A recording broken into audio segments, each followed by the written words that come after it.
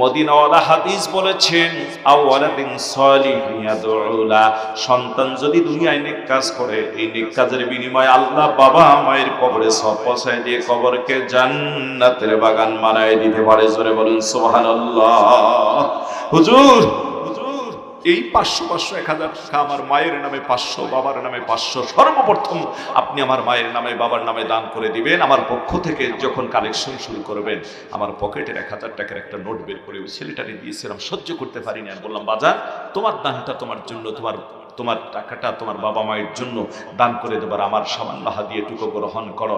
আল্লাহর নবীর স্পষ্ট হাদিস, মানুষ মরে গেলে ভালো মন্দ সব কর্ম বন্ধ হয়ে যায়, 3টা কর্ম মানুষের মৃত্যুর পর বন্ধ হয় না, তার ভিতরে সদকায়ে জারিয়া।